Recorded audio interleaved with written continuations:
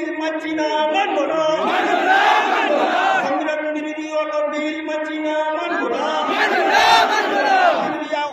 আমরা Islamic personal ল বোর্ডর দিল্লির মধ্যে যেটা ইশারা দিবা, যদি 6 মাস যদি আমরা যে রাস্তা বন্ধ করা লাগে তো 6 মাস করমু, যদি 1 বছর করা লাগে তো রাস্তা অনশন করমু। আমরা 25 করোড় মুসলমান আমরা ভারতবর্ষ বাস করি।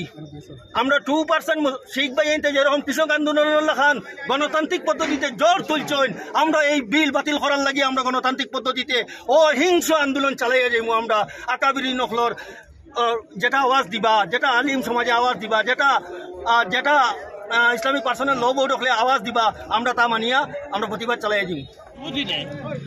লোকসভায় এবং রাজ্যসভায় 2024 সালের বিতর্কিত ওয়াকফ সংশোধনী বিল পাশ হওয়া দেশের পক্ষে অত্যন্ত দুর্ভাগ্যজনক। এটা রাষ্ট্রের সংবিধান বিরোধী, আইন বিরোধী। এটা কোনোভাবে দেশের মুসলমানরা এবং ধর্মনিরপেক্ষতা বিশ্বাসী হিন্দু, বৌদ্ধ, জৈন কোনো মানুষ মেনে নিতে পারছে না।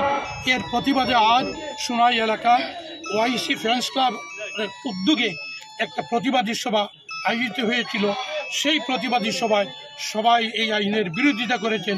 প্রয়োজনে আমরা সর্বভারতীয় মুসলিম পার্সোনাল ল বোর্ডের নির্দেশ অনুযায়ী গণতান্ত্রিক পদ্ধতিতে এবং আইনি পদ্ধতিতে এই আইন প্রত্যাহারের আমরা দাবি জানিয়েছি।